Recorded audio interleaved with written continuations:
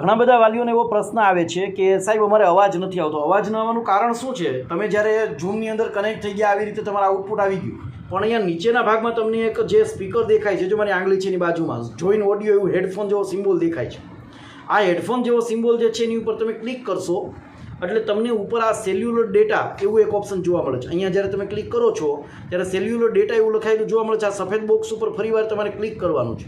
એની ઉપર ક્લિક કરશો એટલે અહીંયા અલાવ ઓપ્શન માગે છે કે ભાઈ ઓડિયો જે છે અલાવ કરવો છે. અહીંયા અલાવ ઉપર તમે ક્લિક કરી દેશો એટલે તમારે અહીં માઇક્રોફોન આવી જશે.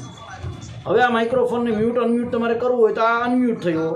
ફરીવાર તમારે એને મ્યુટ કરવો છે, આંગળી દબાવીને ફરીવાર તમે એને મ્યુટ કરી શકો છો. આવી રીતે તમે માઇક્રોફોન મ્યુટ અનમ્યુટ કરી શકો છો. સેમ એ જ રીતે તમારે કેમેરો ઓન ઓફ કરવો છે તો અહીં સ્ક્રીન ઉપર ક્લિક કરી કેમેરાને સ્ટાર્ટ કરી શકાય છે. અહીંયા ગોટીટ આપી દો એટલે તમારો કેમેરો જે છે એ શરૂ થઈ જશે. અલાવ આપવું જરૂરી છે એટલે તમારો કેમેરો જે છે એ પણ શરૂ થઈ જાય છે. હવે તમારે કેમેરાને બંધ કરવો હોય તો ફરીવાર અહીંયા ક્લિક કરીને કેમેરો બંધ કરી શકાય છે. તો ખાસ યાદ રાખજો, જે પ્રોસેસ અત્યારે માઇક્રોફોન મ્યુટ અનમ્યુટ માટે શીખડાવી આની ઉપયોગિતા આપણે જોવાની છે તો જ તમને અવાજ સાંભળવા મળશે. આભાર.